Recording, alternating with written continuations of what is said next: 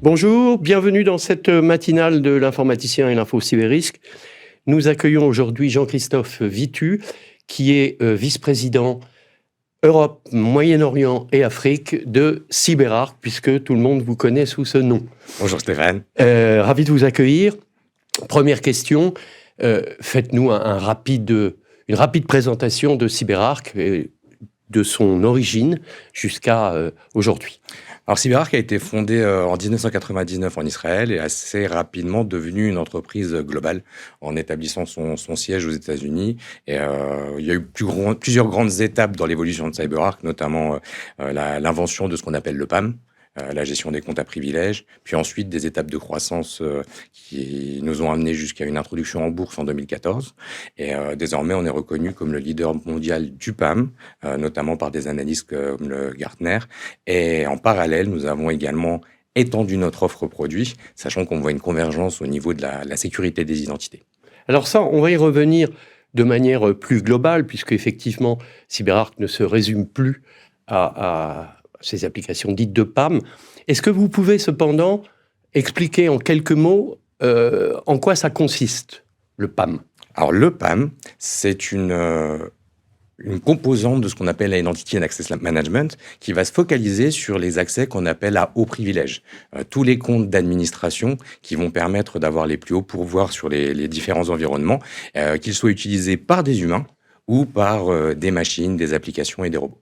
Et donc ça nécessite des applications particulières. C'est vraiment un use case particulier parce que c'est un chemin d'attaque particulièrement apprécié par les différents hackers, dans le sens où c'est assez facile de compromettre des environnements en utilisant les comptes à privilèges, mais leur sécurisation va demander de l'outillage. On va parler du changement de mot de passe régulier, par exemple, sur plusieurs centaines, voire des millions de comptes. C'est pas des choses qu'on peut faire à la main facilement. Alors, ce n'est pas ce qu'on appelle l'attaque au patron, où ça peut recouper cette... Ah non, l'attaque au patron, c'est vraiment de l'intelligence sociale. Oui.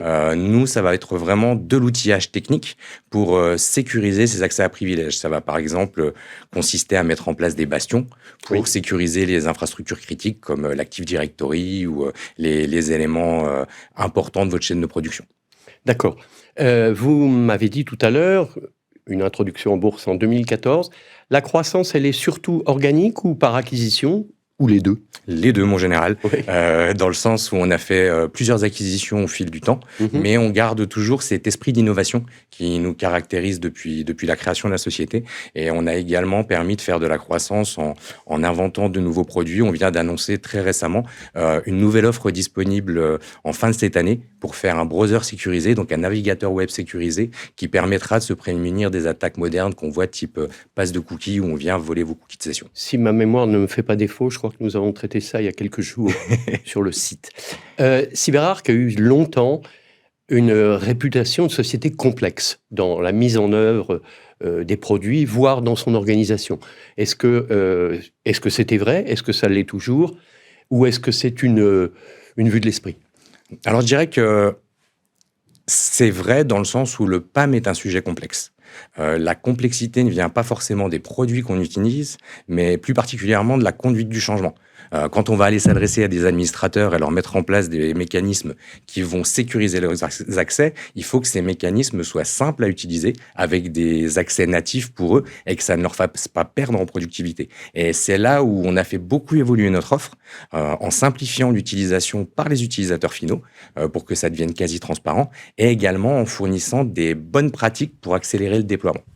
Oui, ce que vous dites, c'est que non seulement il y a le périmètre technologique sur lequel vous allez revenir et détailler, mais aussi une forte composante humaine dans l'explication de la mise en œuvre de ces solutions. Ah, complètement. Et si on n'a pas une adhésion forte avec un sponsoring fort à un haut niveau dans l'organisation, ces chantiers vont vite se transformer en guerre de clochers, avec le patron des administrateurs qui va dire que il ne veut pas que ses équipes utilisent ça parce que ça fait perdre en productivité, pendant que la sécurité va vouloir pousser. Alors que si on prend ce chantier par le bon bout, on va pouvoir faciliter l'adoption dont je parlais tout à l'heure et être certain de ne pas avoir des velléités de bypasser la solution par les utilisateurs finaux.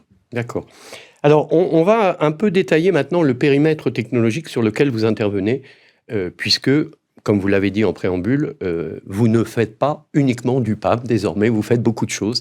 Donc je vais vous laisser nous présenter ça en quelques phrases. En fait, ce qu'on s'est rendu compte, c'est qu'il y avait une vraie convergence désormais au niveau de la sécurité des identités, dans le sens où ces privilèges dont je parlais tout à l'heure et qui étaient auparavant réservés aux équipes d'administration sont désormais beaucoup plus présents au sein de l'ensemble de la population de l'entreprise.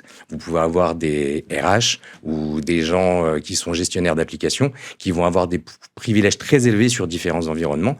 Et il va falloir étendre cette sécurité, ces principes de sécurité qu'on met en place au départ au niveau du PAM sur l'ensemble des identités. Donc on va avoir des mécanismes aussi bien pour sécuriser les accès à distance, pour sécuriser et renforcer le principe de ce qu'on appelle liste privilège, notamment sur les endpoints, sur les postes de travail, Oui. qui sont des choses qui sont assez importantes, notamment au niveau des développeurs.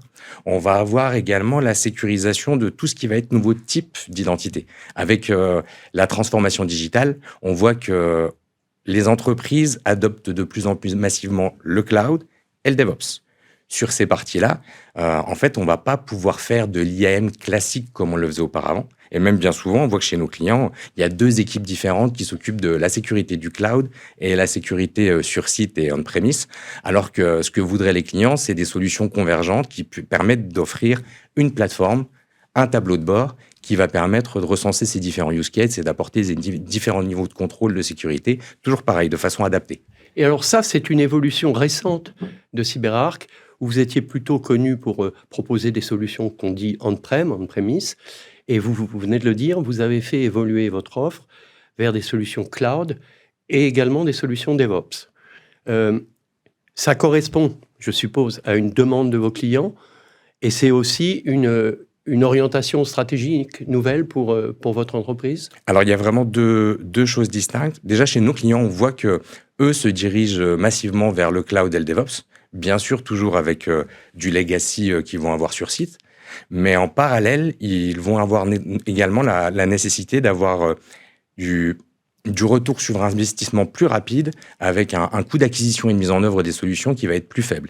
Et c'est pour ça que nous, on va fournir nos offres toujours sur mode on-prem, mais aussi en mode cloud, pour sécuriser ces différents use cases. Donc, on va pouvoir permettre de sécuriser le on-prem et les environnements cloud et DevOps au sein de la même plateforme, mais qui va être disponible elle-même on-prem, dans le cloud ou via des partenaires qui vont héberger ces solutions pour répondre aux différentes contraintes réglementaires qui peuvent être rencontrées par nos clients également. Alors, les contraintes réglementaires, on ne va pas les détailler aujourd'hui, ça fera l'objet d'une autre émission en votre compagnie. Cependant, est-ce que cette dimension, encore une fois en quelques phrases, cette dimension de conformité et de souveraineté, le ressentez-vous? Je parle notamment en termes européens, puisque vous l'avez dit, vous êtes à l'origine une société israélienne puis américaine, désormais une société globale. Mais est-ce que c'est une question que sur lesquels certains comptes vous interrogent en vous disant « Société américaine, pour ce genre de problème, je n'ai pas nécessairement confiance ». Est-ce que c'est un leurre? Alors, c'est un leurre dans le sens où ce qui va compter véritablement, c'est pas forcément la nationalité du fournisseur, c'est plutôt la façon dont on va mettre en place la solution. Et si on apporte les différents contrôles et les différentes garanties, on va pouvoir avoir quelque chose de conforme à différentes réglementations.